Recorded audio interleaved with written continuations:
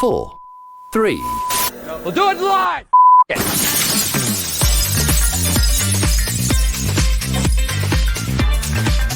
Now we're live! Erin Kennedy. The general craziness of it, the impact on your life. We have gone through so many stories and we said, you know what? This should not be kept to the two of us. Hi, Megan. Erin. Good morning. You look nice. I think we might both be in coat today. Maybe. I mean, this was a dress I wore on TV many times. It's a beautiful color too. Thank you. You too. And I recognize that dress as well. I know. Well, I have fewer than you would probably think at home. So today we are doing Erin and Megan in the news and the news in the news. Yes. And that's a crazy thing. I feel like there were days gone by where the news was not in the news very often. The news has been in the news a lot lately. Not for positive for many reasons. different reasons. Yeah. This one caught our attention though, because our little empathetic hearts went, oh, we getcha. Yeah. At News 12, New Jersey, a staff exodus over workplace toxicity claims. Oof. So News 12 New Jersey seen the recent or impending departures of news director, assistant news director, 2 executive producers, and a senior producer. Sources inside the Altice-owned cable channel say the exits were spurred by executive micromanagement and mistreatment of employees, as well as a deprioritization of local news. Let's address the elephant in the room. Address. TV makes less money than it used to because fewer people are watching local news, which means you can sell your commercials for less money because of phones and also because of competing cable channels, right? Yeah. There are many different sources competing for fewer eyeballs who are watching TV. Yep. And so these many stations make cuts, and it's often doing less with less. It's most definitely doing less with less. And even at the network level, sometimes now they're doing less with less. Because if you think about it, imagine what it was like when it was like Walter Cronkite. You know, you literally had 2 choices or 3 choices of the news to watch at night, and you didn't have any other way to get it other than the newspaper and the news at night with Walter or whomever it was, right? Who you're watching. Or Peter or Dan. Mm-hmm. And that was the way it was all the way through the very beginning of our respective careers. After that, there started to be tons of cable news, and that kind of spread it out a little bit more. And then all of a sudden there was the internet, and that spread it out a little bit more. And now there's streaming things, and that spread it out a little bit more. And now you can get your news on YouTube. And it's so diluted now. There are not just those big places to put your advertising dollars. And then where do TV stations get their money? Advertising dollars. So if there isn't a lot of ad money coming in, they can't put a lot out to draw in talent or pay a lot to the talent or give all those perks they used to give. Like that stuff is changing. That being said, putting local news on TV is still one of the cheapest places. It's still one of the cheapest ways to put content up. Because, Megan, no matter how long we were on air, we still got paid the same amount, which is why now you will see the morning news is from 4:30 to 7. And then it creeps in to be 8 to 9. Oh, and then you can catch us on our cable channel over here.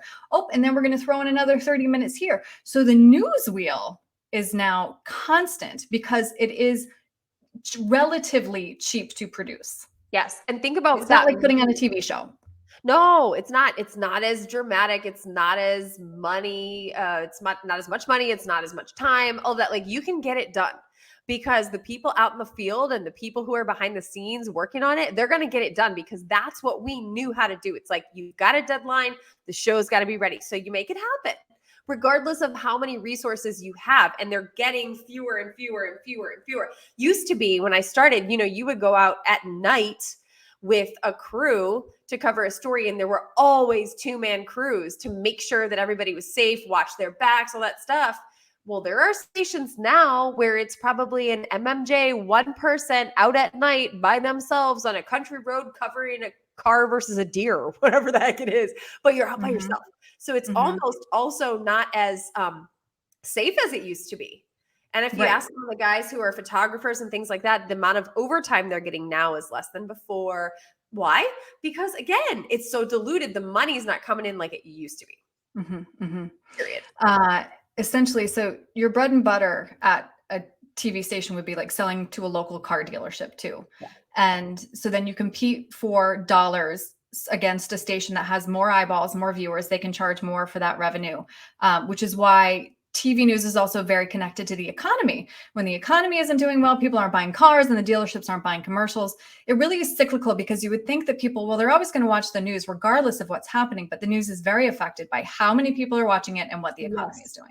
I will tell you, though, I have heard before in contract negotiations throughout my entire career, you've got a better chance of getting more money out of them this year. This coming from my agent, whomever it was at the time, because it's an election year. So that's the one place where you're still going to find more money coming in if it's an election year, because political advertisements are going to be coming into the station.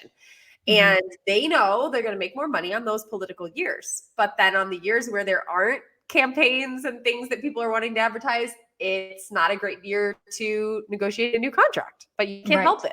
Yeah. It just happens when it happens. Yeah. Right. And certain other bread and butter events, March Madness, you can charge more for commercials during March Madness. It'll be more revenue, which is why a lot of stations took a hit. Super Bowl. Right. But when COVID happened and those events were canceled too, then you lost your commercials and you lost.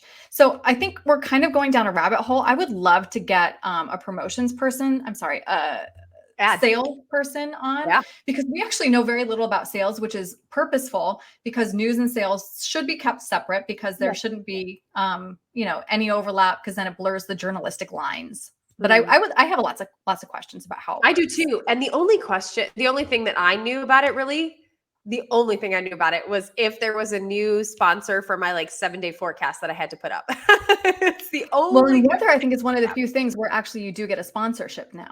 Yeah, we did. And look, I don't even know if they still are, but we certainly were up through the time I was doing it. And, there was no we have a party with whoever's sponsoring the weather. It was just all the deal that they made with the sales department, the money. It wasn't all of a sudden we got a bunch of t-shirts because our weather was sponsored. It just was a little bug that went up on your screen. And sponsoring weather is different from sponsoring news, because if you, let's say you are sponsored by Black Pen Company, well, then all of a sudden, if Black Pen Company has a terrible labor dispute, or their CEO is found liable of this or that, well, then how are you going to cover them fairly, right, when they're actually paying you? So that's why it is kept very separate too. Yeah, it makes sense. But let's talk about, did they go into details in that article about what the toxicity was exactly, Erin? It is a very long article, which surprised me, because you would think that a lot of people are used to reading bullet points.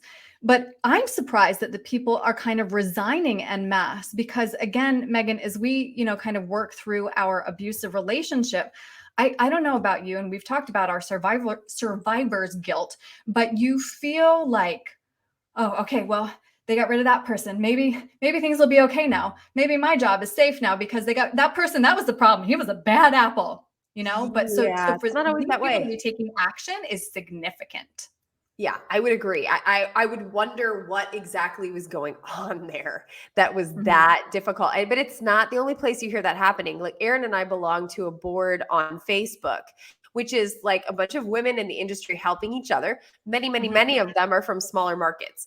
And so one of the common themes is what do I do because they're expecting me to do this? And there are so many things that if you look at it, when you're outside of the business, you recognize as something really toxic to probably that person's mental health, how they feel about themselves, how they're able to cope on a daily basis, because their life is being made really super difficult. And one thing that happens when you're in the news business is it takes over a large chunk of your life, because it's so restrictive on days off, holidays, all that stuff. And then when you're done with it, you can see the forest for the trees. But when you're in it, it's how do I deal with this story? Well, probably you should get a new station, girl, but you can't always do that. No, we've talked about those problems. You're right. And that is a private group. Otherwise, I would be very interested in kind of maybe even reading some of the posts. I would ask for permission first, of course, but we should get one of those admins on, because it does tend to be younger women. And Megan, it was hard for us, but I think it's even harder right now. I think so too. And honestly, when I read some of those posts, it breaks my heart, because I was there. Right. And I remember the Megan that was there, and I look back and I just want to give that one a hug because like there were a lot of really hard moments. There were also a lot of really great moments and like huge successes and moments where I'm like, I made it, you know, like that kind of thing. But I think even though technically we made it, when you put your whole life into perspective, it doesn't necessarily mean your whole life is in the best place. That career that you made it in might not be worth what it's doing to the whole rest of your life. Right. That's Well, a and weird I thing think to again, realize. it goes back to the abusive relationship because Yeah. you will get, I mean, you and I, Megan, moved up and up and up and up. And I've said before, I can't untangle my ego from this. I Oh, have an ego about this. we And all when do. I get a job offer in Chicago, I'm like, heck yeah. Right. I want to see how high can I go? What markets can I be in? And so you put up with it because it's also very rewarding and it's also a real ego stroke sometimes. It is. And I remember the day that I realized it wasn't worth it, though. I remember the day distinctly because I had gotten an offer for what would have been young Megan, fresh in the industry's dream job. Okay. Like, probably I had a piece of paper and it was like all the cities I hope to someday work in. And quite frankly, I worked in nearly all of them. But this was like my dream thing of being on a network and whatever. And I got an offer to go be on the network. And I remember sitting at the table upstairs, like absolutely just breaking down in tears because it wasn't what I wanted anymore. And it was like I was having to cut off my arm. That's how it felt. I was like, oh my God, I've spent the last 15 to 18 years, whatever it was, dreaming for this moment when I would have this opportunity. This opportunity is now here and I don't want it anymore. Like what? And I remember thinking, what does that mean about me? Like, what does that change about me as a person? This was my dream for so long and I don't want it. Mm-hmm. Wow. That was like a Mm-hmm. trip. And, you know, Mm-hmm. shortly thereafter, like a couple years later, we were done anyway. And so I think that was the beginning of me realizing this was not good for my life and the life of my family and my marriage Right. and all that Right. other stuff. Right. And now that being said, I think that even from the outside looking in, there were some drawbacks to that job. But do you remember how shocked people were that you weren't taking it, as in the people who offered the job or your agent? Because they're like, well, why wouldn't you want this? Yeah. Yeah. Oh, I know. And it's because I knew, I think, what it would entail, which was just basically you are at the beck and call of what they need from you. And I remember thinking at the time, what could that mean? Like, that could mean not seeing my kids, not being able to be there for them. Like, it's super important to me that I make all of my kids' stuff. Like, I don't Mhm, care mhm. if it's a soccer game and it's the 57th soccer game of a 100-game season. I still want to see it if I I can. care. I don't want to see the 57th game of 100 games, to be honest with you. I don't. But still, you get what I'm saying though. Like, Yeah. I knew when looking at that there would be a choice between being able to be there for my kids and being able to be the kind of mom I wanted and level of engagement I wanted and getting that dream job. My Yes. And goals so and what dreams shifted. what it comes down to is it was a good job for 20-year-old Megan, Yeah, or right? even just somebody who's not got kids yet. Right. Or somebody Right. who doesn't really feel like wanting to be a super engaged mom. And let's be honest, if that's how you feel, that's okay. Like, you Mhm. can be the level of mom you want to be. Like, maybe the dad's the one that takes the childcare more. Who knows what it is? I'm not judging anybody for that. Mm-mm. Zero judgment on that. But for me, my kids are like everything. And Mhm. I didn't want to miss their life because I'm like looking at it. I'm like, God, I only got a couple years. I mean, it's more like 10 or something at this point before my kids are gone in college and I've missed it. And I thought to myself, what's that going to be like if I give up all that time and I can't get that back? And then they're Mhm. gone. And what am I missing? And what am I not able to guide them through because Mhm. I've put something above them? Mhm. That was not okay with me. So yeah, I think your goals shift and your priorities shift. You have to be honest with yourself about what you want in that moment because you are a person that's always growing and you may not always want the same thing. It just takes a moment like that to have to sit yourself back and go, oh, wow, that's not what I want anymore. Mhm. what I wanted before. Yeah. And sometimes those conversations have to happen with your spouse or somebody you really trust, because sometimes those conversations with your agent are very different because they have skin in the game too. Right. Yeah. The more you get And- paid, the more they get paid. The right. more prestigious they look as an agent, if they're the one who manages to get you that network job or whatever, then they can say to a prospective new talent, oh, well, I have this person on this network and this person on this network. Right. So they do think about you as a human, but you're The right. good ones do.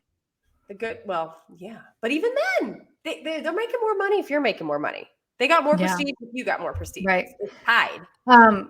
I do want to extend an invitation to anybody who is at that New Jersey station who would like to come on, anonymous or otherwise. We can just not put your camera on and you can tell us about what's going on inside, because it sounds like this is something that people need to hear about. So What must that have been like? I mean, how we've all worked at places where it was not good for your yeah, and mental. I've never worked at a place where like people have petitioned. I know from people who have been let go on air and then viewers kind of rally and Yes. then they come back. Yes. Here's a question for you though. I feel like the great resignation and all that has happened since COVID has changed what's happening now in terms of this kind of stuff. I don't think 10 years ago, even if that same level of toxicity was in place, that there would have been that many people leaving. Mhm, I think we all had a chance to reevaluate our priorities a little bit. And it's mhm. giving people that little extra bit of, you know what? No, that we wouldn't have had before. I think you're right. I think you're right. Absolutely. All right. I think we are putting a pin in this one. News in the news. There will be more What news in the about news. in the news, Erin? Well, I didn't know if you want to do that as a separate one. Should we? Let's I just think say so.